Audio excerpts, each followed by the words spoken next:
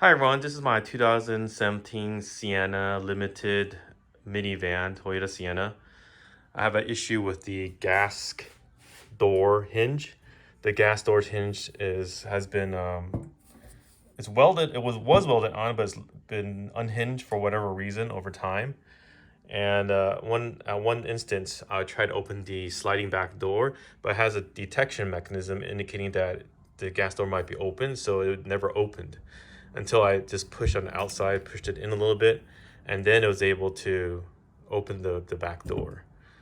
But unfortunately, this is like a common thing that happens with Toyota Sienna minivans, where the hinge is loose. So I go to YouTube and see a few videos on how to fix it.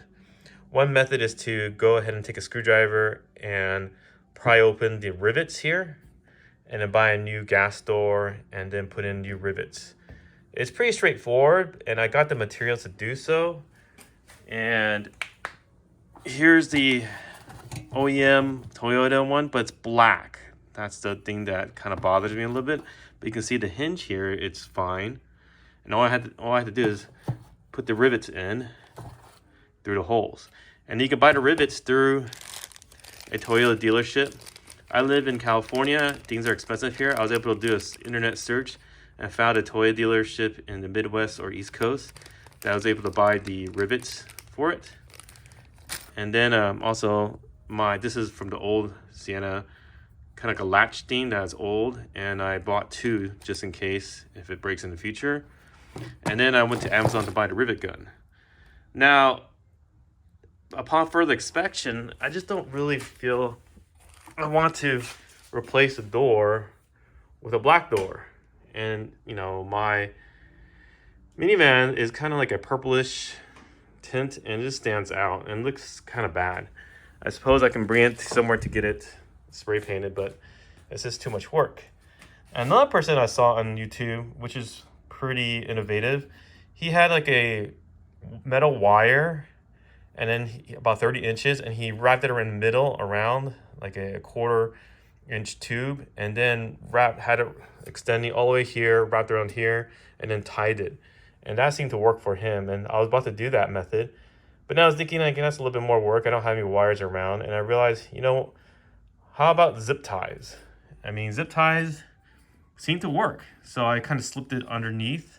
You get a thin zip tie. I did two of them, and then I'm able to go ahead and tie it against it, and then it's a lot more secure than before. It's definitely a temporary solution, but something that I can live with. And I just keep on replacing the zip tie unless things really break down, like down here, but I doubt it.